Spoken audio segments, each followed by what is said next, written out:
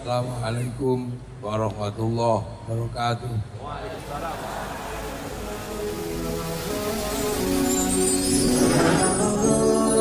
Bismillah, alhamdulillah, wassalatu wassalamu ala rasulillah Sayyidina Muhammad ibn Abdillah wa ala alihi wa ashabihi wa azwajihi wa dzurriyyatihi wa ahli baitihi wa man tabi'ahum bi ihsan ila yaumil qiyamah.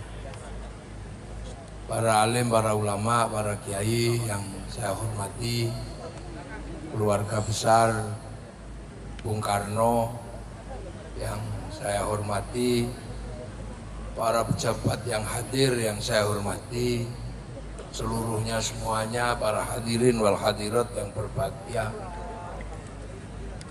Ini kita ini ngekholi nek cara wong Jawa riwe. Niki danyange Indonesia. Lha ya. Danyang nek cara.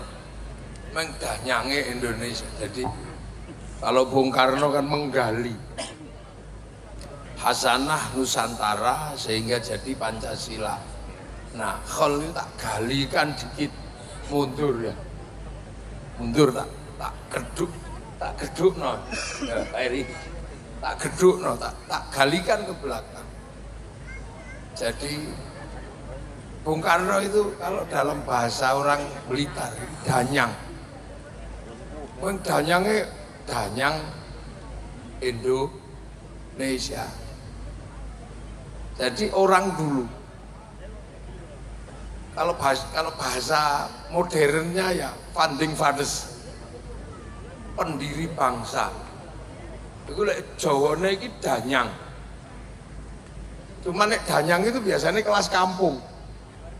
Kelas desa, pendiri desa. Itu danyang. Karena apa?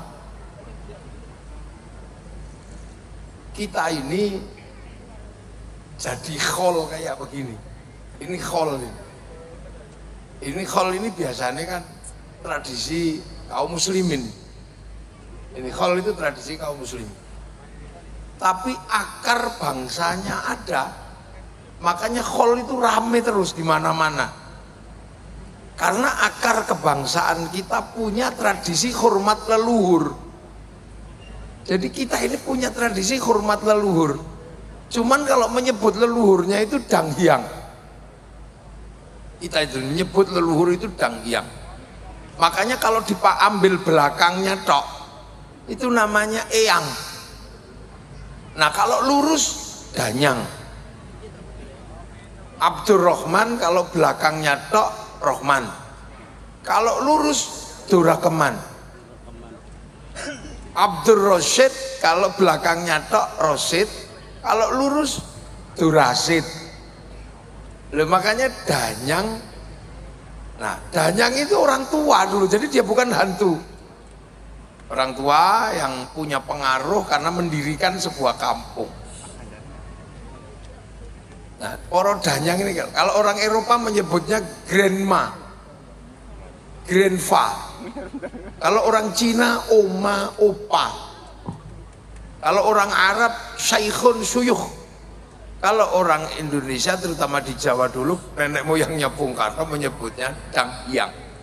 Makanya orang Jawa di sini menyebut danyang. Nah, danyang ini bukan hantu, mohon maaf. Ini gara-gara males belajar itu. Dikit-dikit hantu. Terus setelah itu beranak pinak ini danghyang ini. Beranak pinak itu ditanyain.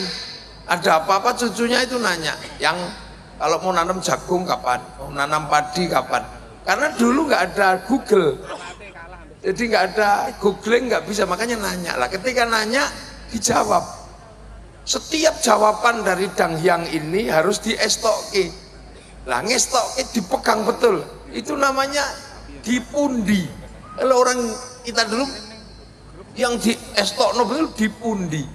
Makanya poro danghyang karena dawuhnya itu dipundi, maka orang menyebutnya pepunden. Terus rumahnya namanya punden. Jadi punden itu bukan rumah hantu, itu rumah nenek moyang kita. Lah, terus ketika lama-lama makanan mulai berkurang, pertumbuhan penduduk dan ketersediaan makanan nggak imbang, maka melakukan migrasi. Ada migrasi kelas internasional, ada kelas lokal, transmigrasi, migrasi. Nah itu setahun sekali mereka rindu pulang, nengok dangyange itu, nengok danyange itu. Setahun sekali pulang. Nah makanya kita punya budaya mudik. Ini budaya mudik tahunan untuk nengok dangyang. Nah bawa oleh-oleh. Sing hidup dikasihkan, yang mati disembayangi. Nah nyembayangi atau mendoakan leluhur, upacaranya dikenal dengan nama upacara serodo. Maka ketika upacara serodo itu dilakoni, dijalankan, maka ada istilah nyadran. Nah ini sadranan sebenarnya. Kalau nyadran, katok kalau belum dipakai, kalau dipakai katokan. Sarung kalau belum dipakai sarungan. Nah serodo kalau belum dijalankan ya serodo, kalau dijalankan jadi nyadran. Terus dibilangi, yangmu itu nggak mati, cuman pindah dari alam kecil ke alam besar, mikrokosmos ke makrokosmos, gitu dalam bahasa. Nah makanya karena sudah pergi tapi masih hidup, pindah alam, didoakan merui kaki danyang nini danyang. Ini landasan, makanya mendoakan leluhur itu mau pindah agama apa setelah agama datang, tradisi ini nggak pernah hilang, karena itu lahir asli dari bumi Nusantara. Jadi bangsa kita sudah beradab, tidak pernah menyia-nyiakan para pendahulu. Loh, makanya kita ini punya, sama kayak orang sholawatan gitu, dangdutan, nyanyi, karena bangsa kita ini juga punya tradisi nyanyi. Makanya kalau ada konser, ada apa gitu, pengajian, ada konsernya ya, karena kita punya tradisi nyanyi dari dulu nenek moyang kita. Sampai hari ini kan kita punya tradisi nyanyi. Di Jawa misalnya ono semut nyanyi, semut ireng anak-anak kebobong kang nyanyi, weru mentok nyanyi deh, tok mentok tak kandan, weru pipo nyanyi tak duduk nganggu pipo ledang. Lu sampai bojone minggat itu nyanyi kok, lang Bali Yosri nyanyi. Lu bahkan silet itu dinyanyikan kalau orang Jawa. Temok silet budi kenai. Artinya, makanya kita juga punya alat musik. Makanya kalau sesuatu dinyanyikan kita itu seneng. Makanya musik rap itu gak laku karena gak ada lagunya. Pagi hari saya makan, sore hari ke hall, tengah malam tidur, pagi hari hormat pendeta. Ya gak laku. Oh gak ada lagunya. Makanya kita juga punya alat musik. Makanya sekarang kalau ada dangdutan, ada konser ya rampung. Kita juga punya alat musik. Bahkan orang Eropa alat musiknya mudah bikin ya, wong gitar, kayu tali, kayu tinggal motong, tali kasih. Orang Arab musiknya mudah, terbang kayu kulit, kulit tinggal motong, kayu tinggal ngeruwai. Tapi kita punya alat musik gamelan loh ya, bangsa ini terbuat dari logam. Artinya hanya bangsa yang menguasai ilmu pertambangan yang maju dan penguasaan metalurgi yang mapan mampu membuat alat musik dari logam. Duh, kita ini punya. Loh, makanya tradisi ini kita punya. Ini belum yang lain. Ini tak buka semua sampai subuh nggak rampung. Mungkin nanti kita buka di hall berikutnya. Duh. Ini terus ini mesti kita tahu. Kita punya akar. Nah. Terus terkait dari danyang tadi yang serodo nyadran. Terus Islam kan datang ini ke Nusantara. Ini Islam datang ke sini mengajarkan hal yang sama. Kamu jangan lupakan para pendahulu.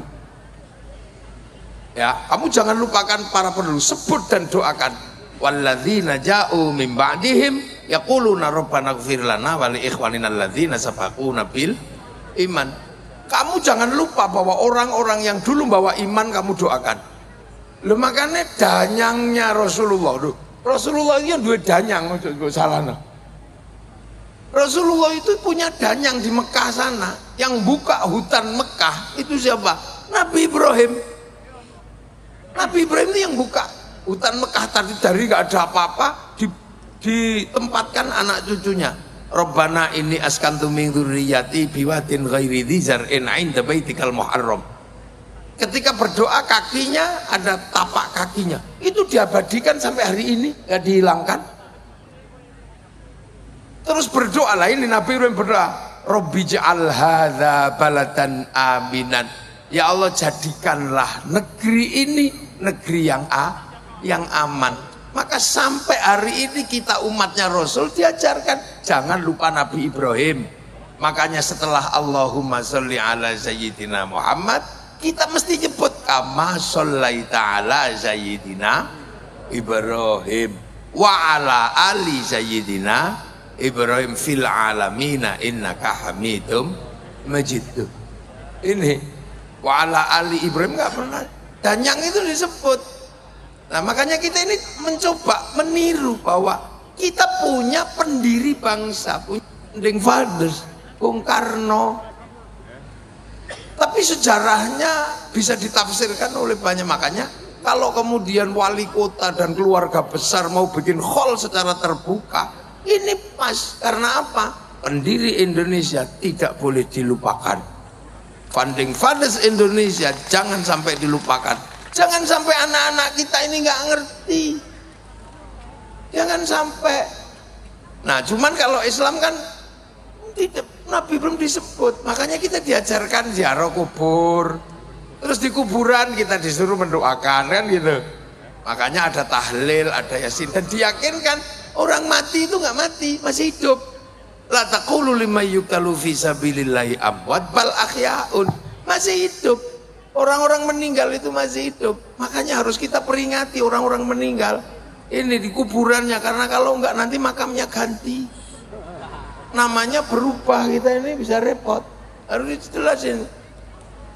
Terus diajarkan karena masih hidup, diajarkan apa? Ila hadrati ila ruhi. Terus Islam mengajarkan orang mati bawakan makanan yang banyak. Makanya Pak Iben menyiapkan makanan banyak, 5.000 tumpeng. Tapi jangan dibawa ke kuburan Bung Karno, kita makan sendiri biar jadi sodakoh. Makanya kemudian muncul istilah sodakoh untuk memberikan apa? Kiriman kepada orang yang sudah meninggal, sehingga serodo nyadran klebon kemasukan istilah sodakoh. Maka kemudian ada istilah sedekahan. Sedekah dijalankan jadi sedekahan. Berhubung sing meninggal wis di dalam bumi, maka kemudian juga ada istilah sedekah bumi. Begitu ada makan, kiainya pasti doanya Allahumma barik lana, Allahumma barik lana, Allahumma barik lana. Lah kok tiba-tiba setiap ada makanan kiainya datang doanya Allahumma barik lana. Maka kemudian karena burak-barik akhirnya makanan datang, ada yang menyebut barian, ada yang menyebut baritan. Ini menyebut barian, ada yang menyebut baritan. Nah, makanya kita alhamdulillah kita juga diajarkan jangan melupakan sejarah masa lalu. Intinya khol itu apa? Jas merah, kata Bung Karno. Jangan sekali-sekali sampean melupakan sejarah. Tapi intinya orang yang sudah meninggal kita doakan, kita sedekahi. Tadi sudah didoakan, disedekahi. Baru setelah itu kita bicara manaqib atau sejarah orang yang meninggal. Tadi sekilas disampaikan sejarahnya Bung Karno. Tapi Bung Karno ini kelasnya kelas nasional, bahkan kelas internasional. Bung Karno ini bukan kelas lokal, beliau kelas internasional. Makanya sampai coba jalan ke Maroko sana, itu ada jalan Soekarno. Di Kuba ada, di daerah perang dari Pesawar sana ada nama Bung Karno.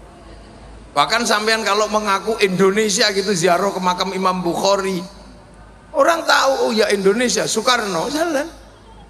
Bahkan sampai di Mekah ada pohon Soekarno. Jadi Bung Karno ini kelasnya kelas internasional. Karena apa? Karena nation state yang beliau bangun berjejer dengan nation state negara lain. Karena Bung Karno yang pertama berbicara bagaimana membangun bangsa. Ini gimana cara membangun bangsa? Karena bangsa kita ini kan sudah bangsa yang sudah utuh, sudah kuat. Sebagai nation kita ini sudah jalan sebagai bangsa. Kita mengenal bangsa Singasari, kita mengenal bangsa Majapahit. Bahkan bangsa kita bukan bangsa yang main-main. Makanya Bung Karno tidak pernah melepaskan bagaimana menggali masa lalu. Karena kita punya kekuatan untuk bikin bangsa dan negara. Berbicara tentang strategi politik, kita punya kitab Negara Kertagama. Kita punya pelajaran bagaimana membangun Majapahit yang beraneka suku, beraneka ragam. Kita bisa baca dari situ. Jadi kita mungkin sebelum kita baca bagaimana masa lalu Cina, masa lalu Afrika, kita sudah punya masa lalu. Kita punya negara. Tahun 300 kita punya negara namanya Kutai Kartanegara. Tahun 500 kita punya kerajaan Kanjuruhan di Malang, sekitaran Blitar. Tahun 500 dikit kita punya kerajaan Kalingga dengan Ratu Sima. Di Palembang abad ke-7 sudah ada Sriwijaya. Jadi kita komplit. Ketika Rasulullah lahir tahun 571 kita sudah punya negara. Bahkan ketika dunia luluh lantak oleh Mongolia tahun 1250 sehingga Arab jatuh ke Mongolia, Cina jatuh ke Mongolia, Eropa jatuh ke Mongolia, maka ketika Mongolia mengarahkan armada multinasionalnya ke Nusantara, apa kita takut sama mereka? Enggak. Apa yang terjadi? Kita lawan mereka. Kertanegara motong kupingnya Menci, sehingga mereka mendatangkan pasukan, dilawan oleh ekspedisi Pamalayunya Kertanegara. Hasilnya apa? Mongolia kalah di Selat Malaka. Satu-satunya bangsa yang pertama kali mampu mengalahkan Mongolia itu bangsa Nusantara, namanya Singasari. Jadi makanya jangan heran ketika Belanda kok ngajak perang, rampung. Salahnya Belanda itu ngajak perang. Salahnya penjajah itu ngajak perang. Lupa bahwa bangsa ini jago perang. Coba kalau Belanda itu tetap stabil dengan perdagangan, mungkin kita nggak akan merdeka. Belanda itu strategi tetap dengan gaya VOC gitu ya. Terus misalnya dagang, ya rugi-rugi dikit, atau badi-badi dikit, mungkin kita juga masih dengan politik divide et impera. Tapi begitu dia ngajak kelahi, dia lupa bangsa ini dari dulu tukang kelahi. Makanya jangan sekali-sekali kita ngajak kelahi orang Indonesia, habis sampean. Lo ya kan? FPI begitu ngajak kelahi, habis sama bangsa Indonesia. Tadinya aman-aman saja karena gak ngajak kelahi, maka bangsa ini jangan diajak kelahi. Karena begitu sekutu ngajak kelahi di Surabaya, apa bangsa ini takut? Enggak. Dan sebagai catatan, satu-satunya bangsa yang merdeka karena perang dengan penjajahnya hanya Indonesia. Jadi salahnya Belanda, jangan ngajak gelut. Makanya kalau di Indonesia ada orang kok dikit gitu, ya mesti kalah wong kene iki tukang gelut cilik-cilik. Ya ta. Surabaya kalah cacak menang cacak. Enggak iya. Makanya kita ini jangan diajak kelahi. Jadi di Indonesia itu jangan ajak kelahi lah. Karena kalau ngajak kelahi nggak ada yang lebih kuat. Salahnya Belanda itu ngajak kelahi maka dilawan di Surabaya. Sekutunya diprovokasi ngajak perang. Gitu. Nah, situasi-situasi yang seperti ini kemudian dirangkum oleh Bung Karno.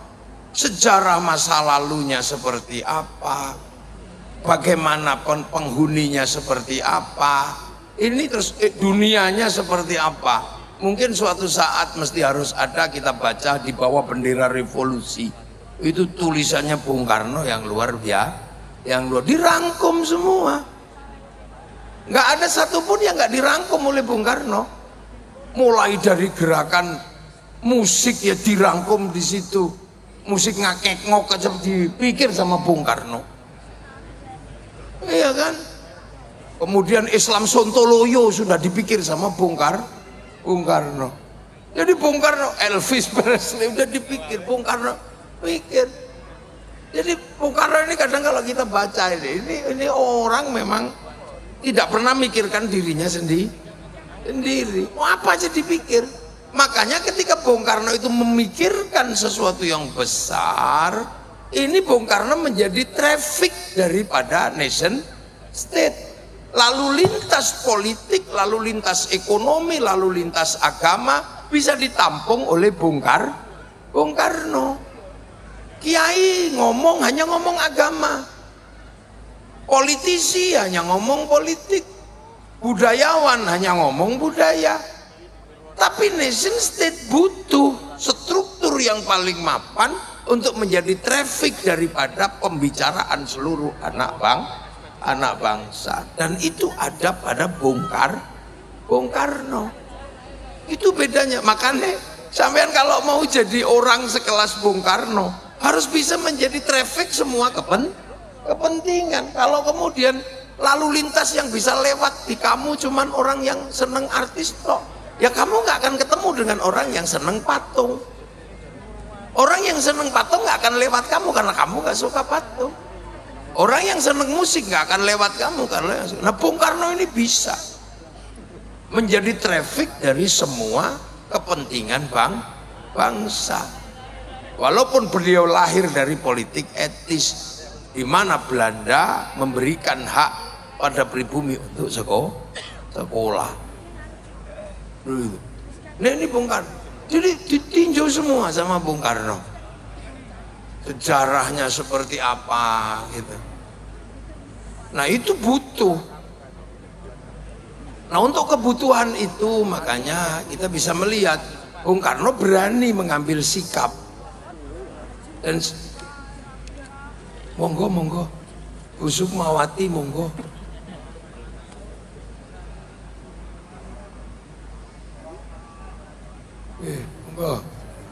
Monggo Bu Sukma monggo. Nggih, monggo lah jenengan WA kula bal-balik niki. Kula pun disi dine gak teko. Monggo mriki. Nggih.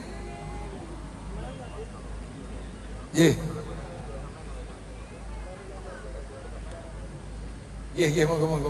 Monggo lenggah. Oh ini. Jadi kira-kira Bung Karno itu wajahnya yang gak jauh-jauh lah dari Bu Sukma, dari putrine. Terketa ini kata ya podo. Jadi sekali lagi bangsa ini itu arusnya banyak. Jadi karena kita ini puluhan suku, puluhan bangsa, puluhan agama, kepercayaan, dan ini semua membawa arusnya masing-masing. Semua punya ceritanya masing-masing. Semua punya ceritanya. Nah, yang mampu merangkum itu, nah itulah Bung Karno.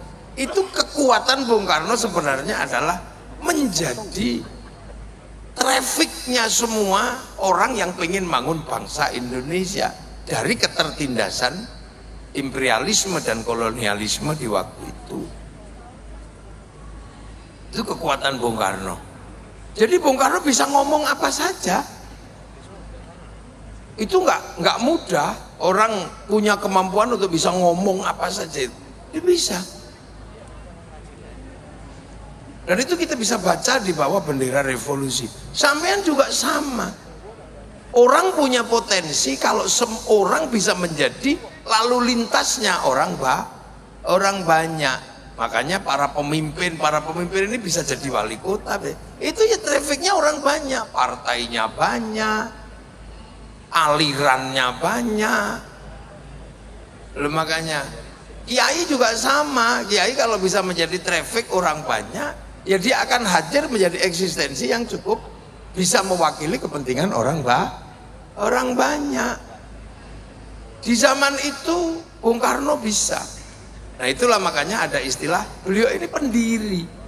Makanya orang nggak komplain ketika Bung Karno yang akan baca proklamasi, orang nggak mungkin karena merasa semua terwakili. Semua merasa diwakili oleh Bung Karno. Yang kelompok agama diwakili, kelompok modernis diwakili, kelompok ini diwakili. Sehingga bisa merangkum itu semua. Nah, rangkuman itu kemudian kita bisa lihat yang paling kita pahami rangkuman dari apa yang terjadi traffic itulah yang kemudian kita kenal dengan Pancasila. Itu rangkuman Bung Karno. Bahwa di Indonesia orang tidak mungkin menjauhkan diri dari Tuhan. Apapun Tuhannya, apapun kepercayaannya, orang Indonesia nggak mungkin tidak bertuhan. Dan sejarah bangsa ini tidak pernah melepaskan dan meletakkan Tuhan menjadi kelas 2, Tuhan menjadi kelas 1. Semenjak zaman lahir agama kepercayaan, yang namanya kapitayan itu Tuhan sudah tertinggi. Tan keno kinoyo ngopo.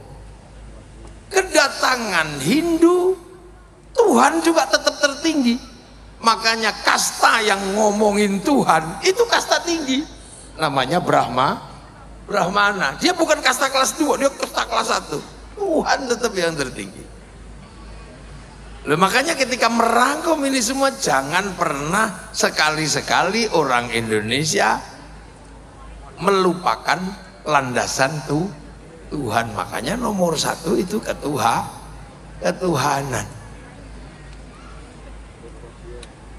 Nah, setelah ngurus urusan ketuhanan, jangan pernah melupakan bahwa urusan kedua adalah urusan manusia. Karena pergerakan dunia ini pasti karena manusia. Dunia ini ada dan kita bisa nikmati karena ada manusia. Kalau cuman sapi tok, itu dunia nggak bergerak karena sapi monoton. Kalau dunia itu hantu gitu, dia monoton. Tapi berhubung dunia ini manusia, ini nomor 1. Coba manusia yang kita lihat sederhana ini menggerakkan dunia. Bibir manusia itu menggerakkan pabrik lipstik, asetnya triliunan. Makanya semalam saya di PDI Jogja, saya bilang kalau bisa itu kita ini punya patung manusia. Jadi kalau bisa sampean itu di rumah itu punya patung manusia, bukan untuk disembah atau apa, tapi sampean hitung apa yang bergerak di dunia ini yang bersandar pada manusia. Kamu bikin patung aja manusia gitu. Itu kepalanya itu menghasilkan industri topi, industri semir, triliunan di situ. Kopiah, topi, kemudian rambut menghasilkan semir, di dalam rambut menghasilkan kutu menghasilkan pabrik peditok. Loh, itu kalau dunia ini apa yang tidak bergerak dari manusia? Maka setelah urusan Tuhan, ini kuncinya di manusia. Coba, ada negara yang hidup cuma dari muka manusia, ada. Prancis, dia cuma hidup dari blush on, dari lipstick. Lihat gigi manusia melahirkan apa? Pabrik odol, pabrik sikat. Itu di kepala ini asetnya triliunan. Jadi kalau kita berbicara manusia, jadi ojo sembrono zaman dengan manusia. Cuman kadang kita nggak pernah mikir manusia, kita cuma begitu mikir kambing lupa manusia. PDI begitu mikir banteng lupa jangan. Banteng lali menungso. Manusia, ya iya. Mata ini melahirkan industri moto triliunan asetnya sampai apa itu yang namanya hidup ini mah itu orang bisa hidup, ibu-ibu ini bisa hidup itu karena apa? Alis ini ya Allah triliunan. Jari ini menghasilkan industri kuku ini, potong kuku, manikur, pedikur. Loh, ini bergerak. Makanya setelah Tuhan menciptakan dunia ini, kamu lihat manusia dulu, manusiaan jangan sembrono. Mau nindas, mau ditindas, mau perang, mau apa, kuncinya ada di manusia. Nggak ada perang sapi, nggak ada. Sapi bisa bertarung karena dinaiki manusia. Kuda berkelahi karena dinaiki manusia. Coba, ada negara-negara manusia yang bisa hidup. Lihat manusia ambekan, bikin industri oksigen. Yang kemarin ketika COVID, betapa mahalnya oksigen, yang orang Blitar nggak pernah kepikiran. Baru kepikiran oksigen itu cuman kalau ada entutnya baru kepikiran cari oksigen. Bayangin, dunia ini bergerak ini di manusia. Turun ke bawah dikit, gitu. Ada di pantat, menghasilkan industri kursi. Begitu berbicara yang keluar dari pantat, ada industri pempes. Triliunan itu asetnya. Loh, jangan dikira itu sederhana. Begitu nya nggak keluar, ada industri dulkola. Begitu keluarnya terlalu lancar, melahirkan industri pabrik obat mencret. Diapet, terus stop lu. Mau dio lu. Coba sampean naik dikit bagian depan, menghasilkan industri kondom. Coba, lu itu industri. Jadi dunia ini bergerak itu di situ. Makanya kemanusiaan ini tidak boleh sampean tinggalkan setelah urusan Tuhan. Dan setelah itu sampean harus mikir. Makanya para pemimpin kepala daerah ini harus punya patung. Pak Ibin, lu santri kula niku Ibin niku. Kula sing ngomong niku mbiyen ning Jogja. Saiki dadi wali kota ya wis. Top. Dadi muridku wis ono sing dadi wali kota. Top. Maka no berapi-api. Demonstran ya. Lu jadi coba, apa yang tidak ada dari manusia? Coba ada syuting. Itu syuting, itu kenapa? Karena manusia pengen gambarnya ada. Ada rokok karena manusia ngantuk. Coba, nggak ada satupun di dunia ini yang nggak berhubungan dengan manusia. Makanya manusia harus mendapatkan prioritas kedua setelah ketuhanan. Tapi ingat satu prinsip, manusia nggak bisa mandiri, manusia nggak bisa independen. Dia butuh dengan yang lain, butuh lingkungan, butuh manusia yang lain. Manusia nggak bisa hidup sendiri, sudah. Makanya konsep kehidupan begitu, manusia nggak bisa berdiri, dia butuh orang lain. Pengen cantik butuh orang Prancis. Kita minum di sini butuh Danon. Kita butuh macam-macam. Manusia nggak bisa hidup sendiri. Makanya ketika manusia nggak bisa hidup sendiri, sama Tuhan, kamu manusia hidupmu karena makan.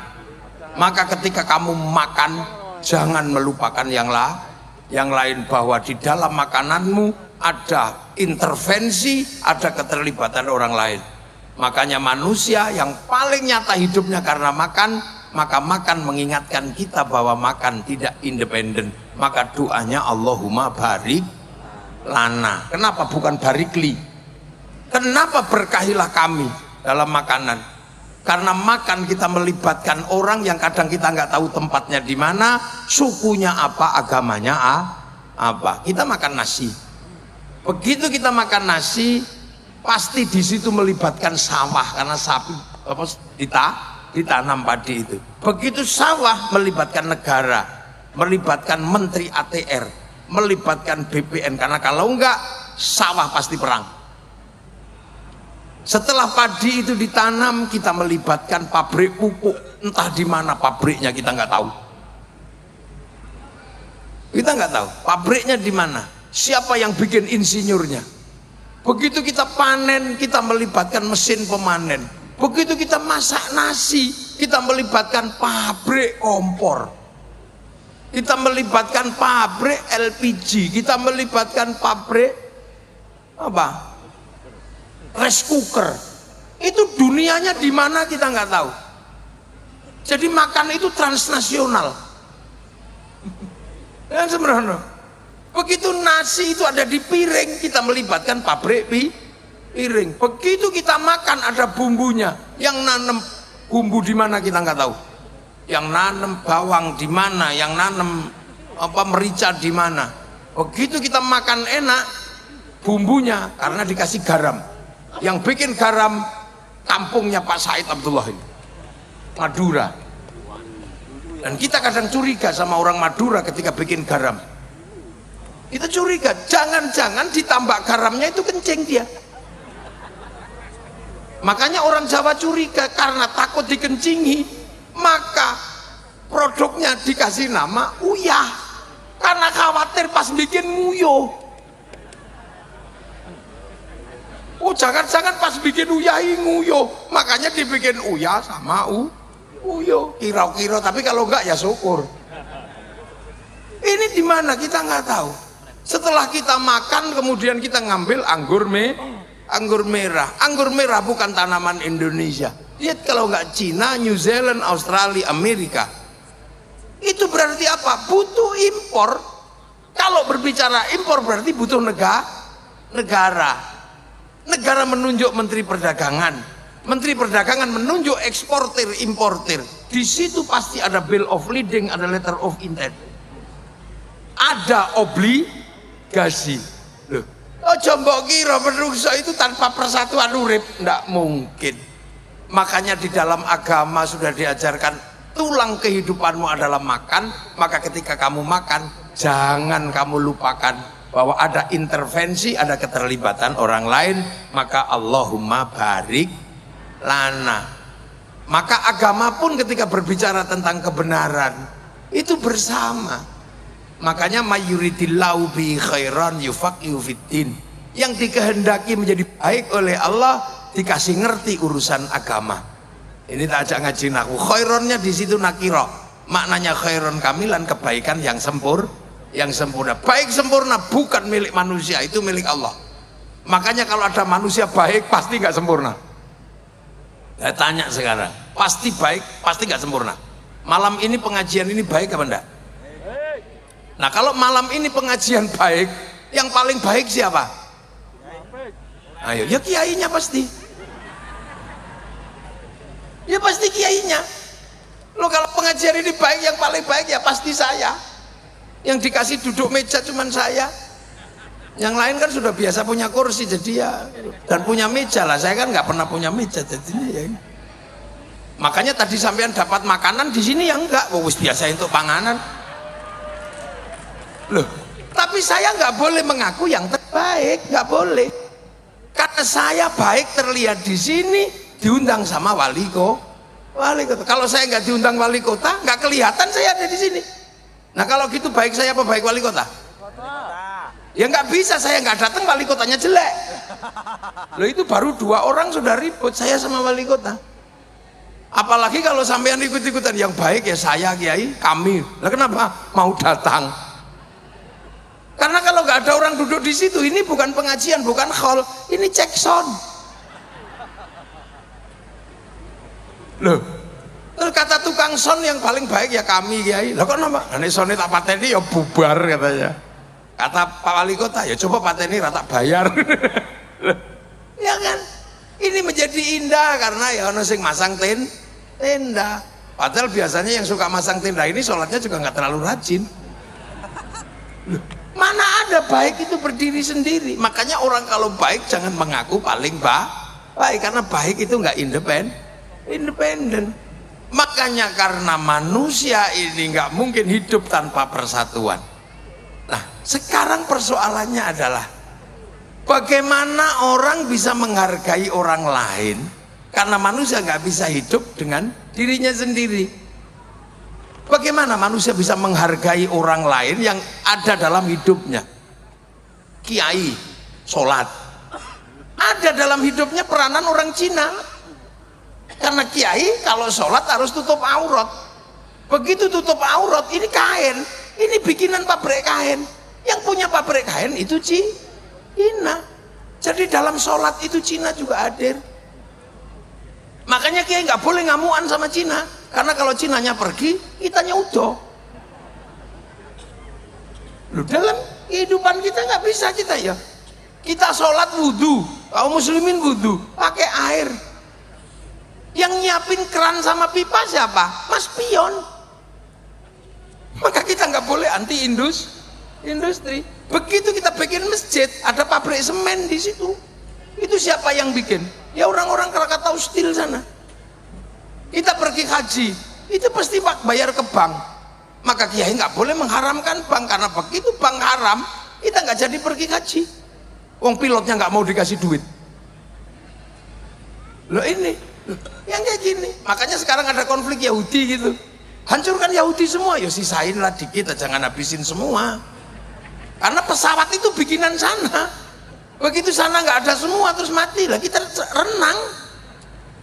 Loh itu makanya konsep hidup ini nggak boleh orang semena-mena dia. Nah, yang menopang itu semua apa coba? Perasaan setara antar suku, antar anak bangsa, antar agama. Itu konsepnya ada di mana? Ada di Indonesia. Konsep apa? Konsep hidup yang pernah ditawarkan oleh Rasulullah Muhammad Sallallahu Alaihi Wasallam. Konsep kullukum ra'in wa kullukum mas'ulun an ra'iyati. Kalian semua adalah para pemimpin yang harus hidup saling tanggung jawab antara yang mimpin dan yang dipimpin. Konsep bertanggung jawab dalam perbedaan suku, bangsa, agama, tapi hidup setara, itulah yang disebut ra'iyah. Ra'iyah itulah yang akhirnya dipakai oleh pendiri bangsa ini untuk menyatukan perbedaan menjadi rakyat. Makanya Bung Karno tidak menerima konsep people. Karena kalau people itu vox populi vox dei, suara mayoritas suara Tuhan. Begitu dia mayoritas, dia diktator mayoritas. Makanya ra'iyah tidak menerima konsep khilafah atau ikhwanul muslimin. Ra'iyah juga nggak bisa menerima konsep, Bung Karno nggak menerima konsep komunis, karena komunis itu adalah diktator mayoritas, sama diktator proletariat. Makanya konsep yang dipakai adalah ra'iyah, yang akhirnya antar suku yang berbeda bisa setara, antar agama yang berbeda bisa setara. Nah itu yang kita kenal dengan konsep rakyat. Akhirnya yang tadinya kawulo di Jawa bisa mandiri bilang kulo. Yang tadinya hamba sahaya bisa tegak bilang saya. Yang tadinya abdi di Sunda bisa bilang abdi mah. Yang tadinya orang Banjar pukulun bisa bilang ulun. Itu karena apa? Karena konsep ra'iyah atau rakyat. Maka persatuan hanya bisa dijalankan kalau manusia menggunakan prinsip kerakyatan. Dan satu-satunya muslim terbesar dunia yang bisa mempraktekkan menggunakan konsep ra'iyah hanya muslim Indonesia. Terus mbok arani Bung Karno yu ra santri ngono kira-kira. Bisa menerapkan konsep itu. Saudi kembali menjadi kerajaan. Beberapa negara di Timur Tengah komunis. Kita menggunakan idiom yang asli. Makanya ra'iyah itu kalau ngumpul namanya musyarakah. Apa musyarakah? Yang tadi saling bersekutu, saling melengkapi. Cina melengkapi, Jepang melengkapi. Orangnya nggak datang, Sonnya datang. Orang Korea nggak datang, Samsungnya datang. Ya datang semua ini loh. Nah itu musyarakah yang kita jadikan istilah lokal masyarakat. Makanya musyarakah ini indah dan itu di Indonesia terjadi. Nah, musyarakah ini kalau mau mengambil keputusan musyawarah wasawirhum fil amri, bermusyawarahlah dalam berbagai urusan kamu. Makanya konsep musyawarah ini kemudian terlembagakan, majelis permusyawaratan rakyat, dewan perwakilan rakyat. Idiomnya masih idiom yang sama. Maka kemudian majelis dan dewan ini membentuk lembaga mewakili musyawarah, membentuk panitia lah. Panitia ini kita bisa lihat sudah tidak lagi berbicara kamu sukunya apa, pengen kepala desa daftar, pengen jadi bupati daftar, pengen jadi DPR daftar, semuanya punya hak yang sama, nggak pernah dibedakan kamu turunan siapa, kamu siapa. Setelah daftar, karena ini demokrasi prosedural, cari teman sebanyak-banyaknya. Kalau nggak bisa cari teman sebanyak-banyaknya, beli. Nek duwe ngono lho, ya piye meneh. Lha itu konsep musyawarah. Makanya nah, yang nata dulu yang digali oleh Bung Karno ini kerjaan siapa? Kerjaan para wali. Nah, kenapa di Indonesia Anda mengenal wali? Karena dulu Indonesia itu Hindu, kasta tertinggi Brahmana. Makanya yang bisa imbang berbicara dengan Brahmana para wali. Saudagar nggak bisa ngomong agama di Nusantara karena saudagar itu kastanya Sudra. Ini wali. Makanya akhirnya penataan ini oleh Bung Karno dilembagakan menjadi wilayah. Al-wali al-wilayah. Jadinya apa? Konsep ra'iyah musyarakah musyawarah menjadi wilayah yang disebut NKRI, Negara Kesatuan Republik Indonesia. Hasilnya apa? Arab satu bangsa pecah puluhan negara, Cina satu bangsa pecah puluhan negara, Afrika satu bangsa pecah puluhan negara. Kita puluhan suku bangsa agama mampu bersatu dalam satu negara kesatuan Republik Indonesia. Makanya ini kerakyatan menjadi landasan. Terus yang mimpin siapa? Harus orang yang jernih, hatinya penuh nilai ketuhanan. Hati yang penuh ketuhanan nilainya disebut hati yang penuh hikmah. Maka kerakyatan aja bisa dipimpin oleh hikmah. Ini bahasa-bahasa padat yang luar biasa, yang saya nggak yakin orang sekarang bisa menggali bahasa yang padat itu. Oleh hikmah, kebijaksanaan. Ingat, kebijaksanaan. Karena apa? Tempat orang di mana-mana. Kalau misalnya presiden Indonesia asalnya dari Jakarta, kok yang diurusi Jakarta kok. Jadi Bupati Blitar itu asalnya dari Kecamatan Pelingi. Kok yang diurusi Pelingi tok. Itu bukan bijaksana, itu bijak sini. Loh, makanya kebijaksanaan bukan kebijaksinian. Butuh permusyawaratan dengan konsep perwakilan, akan tercipta keadilan sosial bagi seluruh rakyat Indonesia. Loh, ini nggak ada lagi yang cerita sekarang, nggak ada lagi bahwa ini butuh darah dulu. Untuk tegaknya NKRI itu butuh darah. Jangankan NKRI, mendirikan bendera itu mati dulu orang. Yang sekarang harganya 15.000 mungkin, itu dulu mati teman. Karena ini negara, karena berhadapan dengan negara yang lain. Di Jogja takut biar gak ditembak itu kalau mendirikan merah putih, taruh dalam rumah. Belanda curiga, tiangnya dikasih tebu. Masih curiga tiangnya dikasih kelapa, masih curiga tiangnya dikasih pisang, masih curiga tiangnya dikasih kelapa padi, masih curiga bawa tumpeng. Begitu tumpengnya habis, padi mengering, pisang rontok, kelapa rontok, padi rontok, yang tersisa apa? Tinggal merah putih di dada kami anak-anak Indonesia.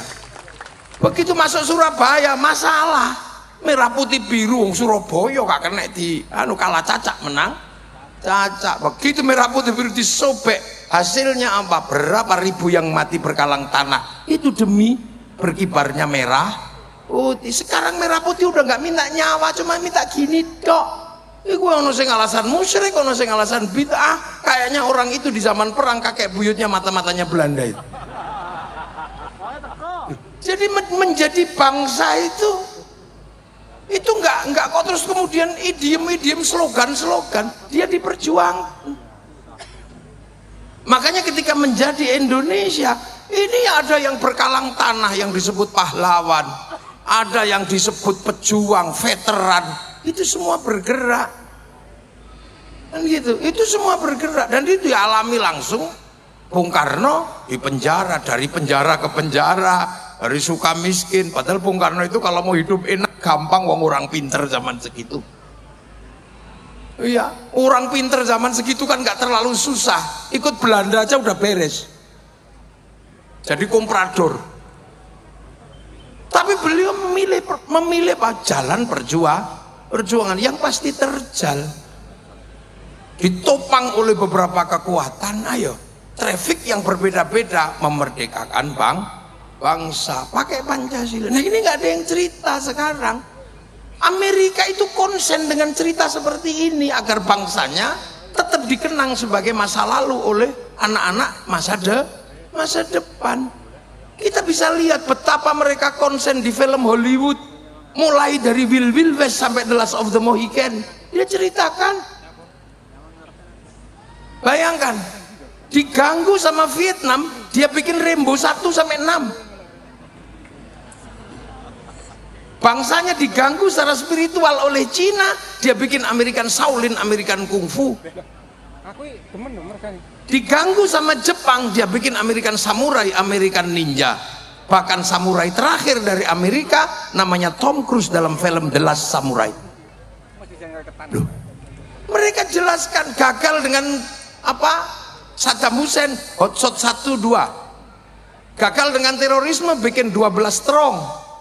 Ini tercatat, mereka ceritakan semua. Cina, mana dia berhenti menceritakan ular putih sampai ular hijau. Dari Wong Fei Hung sampai Sun Gokong, dia ceritakan. Karena tahu bahwa bangsa ini nggak boleh melupakan sejarahnya. Dia ceritakan. Jepang, lebih berat lagi ini Jepang.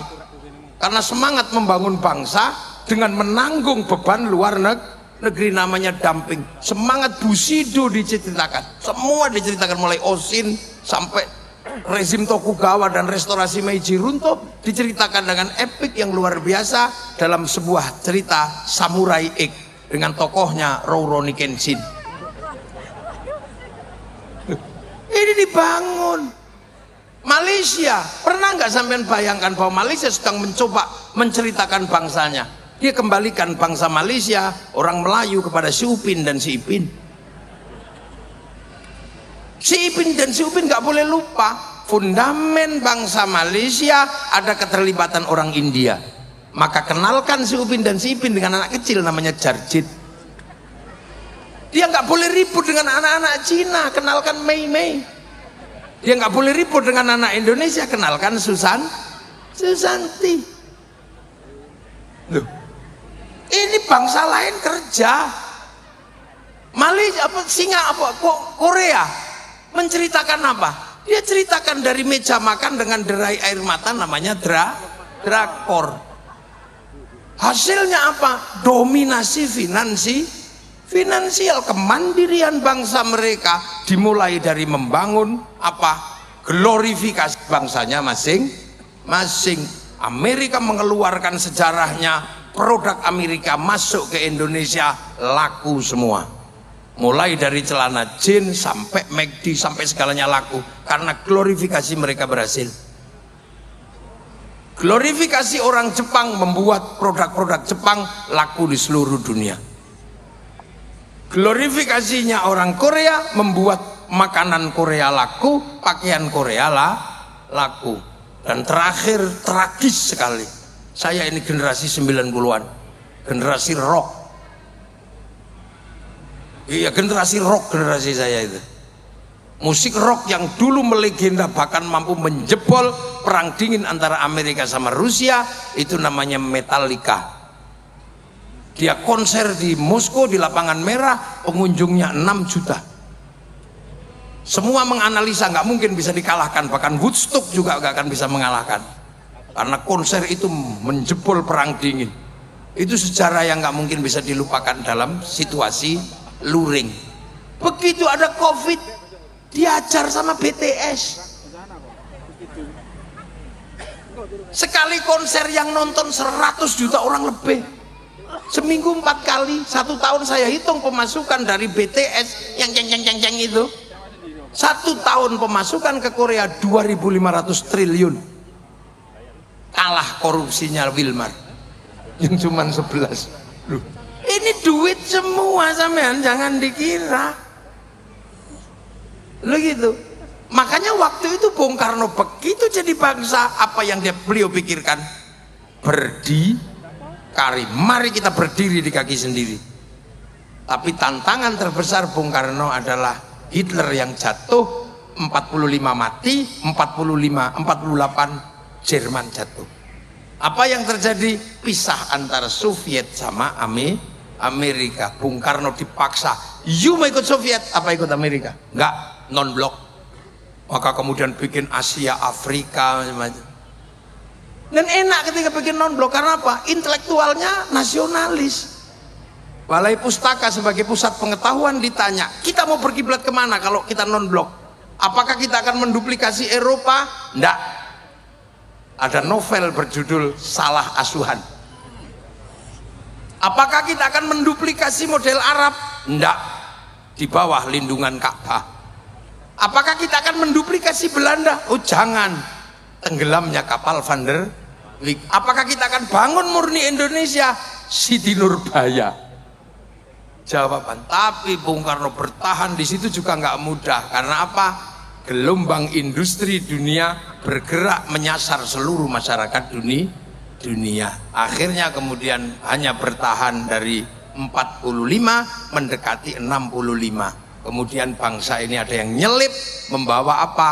Membawa sesuatu dari luar yang akhirnya kita harus apa? Membuka diri karena perubahan yang ada di luar. Masuklah kapitalisme model baru namanya developmentalism. Nah akhirnya ya sudah, Bung Karno terjatuh. Nah dengan berbagai epiknya, ada dinamika PKI, ada dinamika apa. Ini sebenarnya adalah perubahan yang harus ditanggung oleh Bung Karno yang mau bertahan dengan berdikari, karena tetap mempertahankan konsep marhen, punya sawah sendiri, dikelola sendiri, itu masih bisa. Tapi semakin lama orang hidup seperti itu nggak bisa, karena di sawah yang tadinya cuma butuh pawon dapur, butuh kayu, sekarang butuh kompor gas, itu industri. Sudah nggak bisa begitu. Kemudian beli kompor gas pakai WA, Bu kirim kompor gas. Begitu WA, yang terlibat adalah Mark Zuckerberg. Iya kan? Mark Zuckerberg pakai cloud di sana. Begitu kita bilang, ya sudah pakai transportasi, semua sudah nggak bisa. Ini dunia baru, dunia digital. Makanya kita harus mempersiapkan diri menghadapi dunia digital. Ini harus kita hadapi. Ketahanan digital yang paling mungkin nanti saya pesan kepada bapak-bapak yang dari Jakarta, ketahanan digital harus dimulai dari mana? Dari ketahanan kita memperjuangkan coding dan algoritma internasional kita.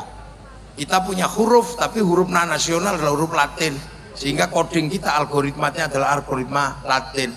Cina nggak mau, Cina menggunakan algoritma sendiri, huruf sendiri masuk dalam domain internasional, sehingga dia bisa lawan Amazon pakai Alibaba.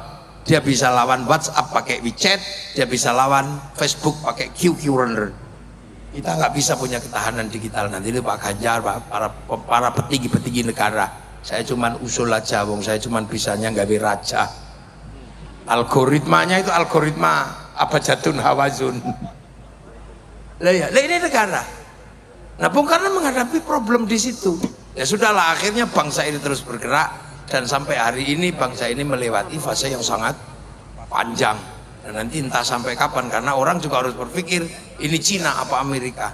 Loh, Ini harus terjelaskan karena apa? Bangsa ini mempersiapkan bagaimana bisa produksi. Makanya kalau kiai sih sederhana, yang lain itu biar diurusi sama politisi-politisi dan orang pinter-pinter. Kiai mempertahankan keutuhan bangsa dan negara. Itu tugas kiai. Kita jaga. Makanya cara kiai menjaga NKRI itu sederhana. Yang penting rukun.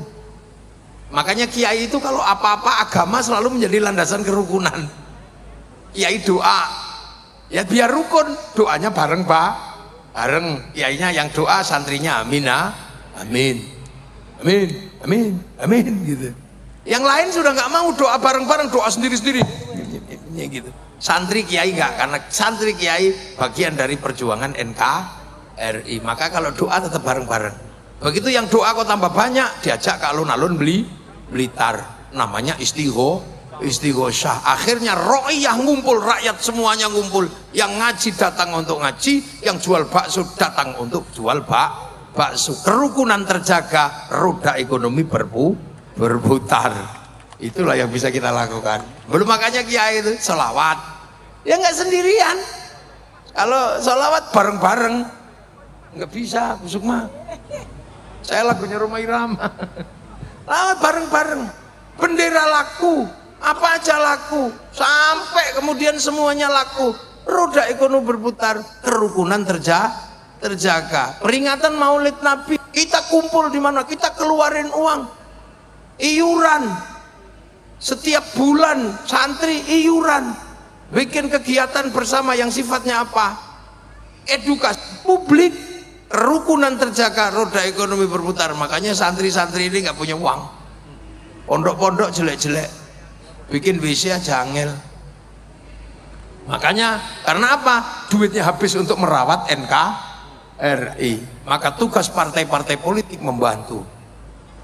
Tugas bupati bantu. Karena enak loh, ini kiai mogok, polisi juga susah. Kalau kiai tiba-tiba mogok, nggak lagi merawat kebangsaan, sampai jadi bupati angel. Lu coba COVID itu kan ada kiai, wow judek sampean, melarang orang Jumatan. Untung ada kiai, tinggal ngomong aja, kiai Jumatan libur, yong libur besok ya, alhamdulillah. Coba yang larang polisi, ya dilawan. Terus tiba-tiba kiai disuruh ngomong COVID, kiai ngomong COVID. Nah kiainya kan nggak ngerti COVID itu apa. Ya akhirnya kiai ya sesuai fakta gitu aja. Saudara-saudara, hari ini zaman digital, dosa manusia terbanyak ada pada dunia digital. Membuka pakai jempol bisa ngomong apa saja. Maka dosa ada pada jempol dan mulut. Maka Allah menurunkan corona, tangan harus pakai hand sanitizer, mulut harus pakai masker. Betul? Betul. Padahal kiai ini ngarang. Ini ruang, makanya terorisme begitu ngomong kiai ngomong teroris, semua kiai ngomong teroris. Ketika bangsa ini terancam, mana ada kiai menghentikan diri? Karena apa? Kiai ini penerus para wali, punya tugas untuk menjaga wilayah dan wilayah itu NKRI. Dan itu Bung Karno mampu merawat itu semua. Tinggal nanti ke depan bangsa ini mau seperti apa, tantangannya kayak apa, biar dipikir sama calon presiden Indonesia. Loh kan gitu ya, Pak Ganjar kan calon presiden Indonesia. Kalau kemarin kalah sama Pak Prabowo, mungkin tahun depan bisa menang lagi. Ya kan nggak ada yang tahu. Kayak Pak Jokowi, Pak Prabowo kalah, maju lagi, kalah lagi, maju lagi, menang. Wong panjenengan masih muda aja kok. Kalau 3 kali kalah ya 4 kali. Sak menangin. Lah ya, santri-santri ini kan yang penting bagaimana NKRI ini terjaga. Makanya jangan salah bahwa konsep kebangsaan ini sinergi antara yang dibangun oleh Bung Karno dengan nalar bangsa Indonesia karena digali dari masa lalu ya. Amma ba'du. Ini baru muqaddimah saya. Loh, kiai itu kalau ngaji kan pakai amma ba'du. Kalau sudah amma ba'du berarti pembukaan selesai. Saya belum mulai ngaji nih. Tapi kalau bisa tahun depan Pak Ben ada sapi yang dipotong. Beli sapi lah wong Bung Karno kok tumpeng tok kalau sapi ini. Loh iya kan. Oh Pak Said yang mau beli sapi tahun depan. Iya, masak kaldu. Ya jadi gitu. Jadi kita ini kadang tidak lagi ada yang menceritakan kita punya masa lalu. Kita punya Bung Karno, gak ada yang menceritakan. Hari ini anak-anak sudah nggak tahu di bawah bendera revolusi. Sementara orang Soviet, orang mana masih tahu das kapitalnya, Marx masih tahu. Orang Jerman, orang Prancis masih ngerti Levi Strauss, Montesquieu masih ngerti. Orang Yunani masih ngerti Platonis. Nah, kita tiba-tiba nggak ngerti apa-apa. Punya ayam jelek bagus dikit, ayam Bangkok. Punya rambut hitam di merah-merah. Akhirnya jadi LKMD Londo Komengdasi. Nah itu semangat Bung Karno, itu semangat untuk mempertahankan bagaimana bangsa ini bangkit, karena nanti produksi butuh konsumsi. Konsumsi terbesar itu berbanding lurus dengan rasa cinta pada bangsa dan negara. Makanya kita ini ngomongin bangsa dan negara, ngomongin Bung Karno. Semoga malam hari ini bermanfaat dan nanti bisa kita lanjutkan pada call berikutnya. Assalamualaikum warahmatullahi wabarakatuh.